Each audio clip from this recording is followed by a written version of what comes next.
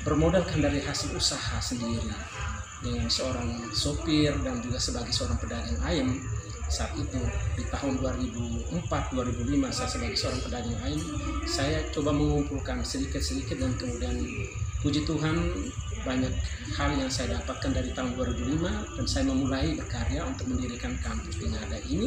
Pedagang ayam mampu membangun kampus. Di era modern 4.0 ini, banyak sekali kita temui generasi yang mampu menciptakan kreasi baru. Wilfriedus Muga, MPD, putra kelahiran SOA 27 Juni 1973, ini mampu membangun kampus dengan bermodalan berdagang ayam. Wilfriedus Muga, putra dari Bapak Yakobus Botah dan Mama Katarina Diu, yang sosok inspirasi bagi generasi saat ini.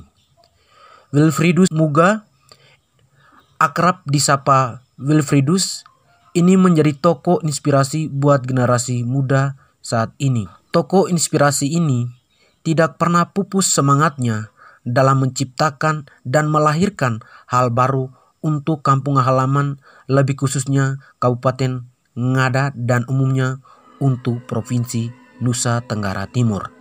Wilfriedus Muga, tokoh inspirasi ini mampu membangun kampus dengan melihat pengalaman dan realistis kehidupan yang dialaminya. Itu tidak terlepas dari satu proses sejarah panjang untuk bagaimana lahirnya STQ Citra Bakti ini. Dan sejarah inilah yang kemudian selalu saya dengungkan di hadapan mahasiswa ketika saya berproses untuk bagaimana melahirkan lembaga ini. Lembaga ini tidak semudah yang kita pikirkan, atau karena saya menjadi orang yang sangat banyak uang, tidak. Saya berada dari keluarga yang pas-pasan, orang tua saya, bapak saya cuma pensiunan guru dan kemudian mama saya seorang petani. Dan kemudian kami menyadari bahwa pendidikan itu sangat penting dan apa yang bisa kami lakukan untuk membantu masyarakat, membantu sesama saudara kami yang tidak bisa kuliah jauh. Dan kami merasakan ketika kami kuliah dan merasakan bagaimana orang tua kami mencari uang untuk biaya kami kuliah, itulah yang kemudian mendorong saya punya cita-cita saya harus menghadirkan perguruan tinggi di Ngada ini. Dan sejak saya selesai kuliah di tahun 98, satu cita-cita saya adalah bagaimana saya bisa mendirikan perguruan tinggi di Ngada.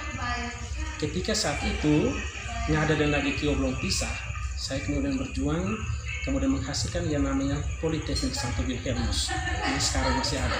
Itu juga menjadi karya tangan saya yang punya cita-cita untuk bagaimana menghadirkan perguruan tinggi di Ngada. Setelah mekar dari Ngada, kemudian saya memilih, saya harus kembali ke Ngada lagi, saya harus memilih untuk berbuat sesuatu di Ngada. Bermodalkan dari hasil usaha sendiri dengan seorang sopir dan juga sebagai seorang pedagang ayam saat itu di tahun 2004-2005 saya sebagai seorang pedagang ayam, saya coba mengumpulkan sedikit-sedikit dan kemudian puji Tuhan, bagaimana mungkin seorang pedagang ayam bisa bangun kampus besar ini. Itu tentu kalau mau berpikir berapa kali lipat baru kemudian kita bisa mendapatkan ini. Tapi ada saja jalan yang bisa kita dapatkan. Yang paling penting adalah ada kemauan baik untuk kita bisa melakukan sesuatu. Banyak hal yang saya dapatkan dari tahun 2005 dan saya memulai berkarya untuk mendirikan kampus di Ngada ini dengan kerjasama dengan Umbira Kupang. Proses kerjasama kurang lebih 1 tahun, kemudian saya berpindah kerjasama lagi dengan STQ Kloteng selama 4 tahun. Dan baru pada tahun 2011 saya mandiri menjadi STQ Citra Bakti. Nah, ini proses yang sangat panjang yang tentu banyak hal yang saya rasakan. Di dalam proses ini, saya selalu memberikan penyampaian, saya selalu sampaikan kepada mahasiswa bahwa hidup ini pilihan. Ketika kita sudah selesai sarjana, itu ada pilihan. Dari apa yang kita miliki, itu ada pilihan. Apakah kita mau jadi guru, ataukah kita bisa menjadi seorang wirausahawan. Saya ketika saya selesai kuliah, saya berpikir saya ingin buka kios, saya ingin punya usaha yang besar. Tetapi kemudian, ternyata tidak, panggilan saya adalah saya bisa mengurusi lembaga pendidikan yang jauh dari yang saya pikirkan, jauh dari harapan yang pernah saya alami waktu kuliah, berbanding terbalik dengan yang sekarang. Nah, ini yang selalu saya beri motivasi kepada mahasiswa. Mari, tidak usah pernah merasa takut. Uang bukan menjadi alasan bagi kita, tetap sikap kritis kita, pandangan-pandangan kita lah itu yang kemudian membuat bahwa inilah yang kemudian bisa dengan niat yang tulus. Itu saja yang menjadi sesuatu yang saya lakukan selama belasan tahun saya menjadi pelaku pendidikan tinggi,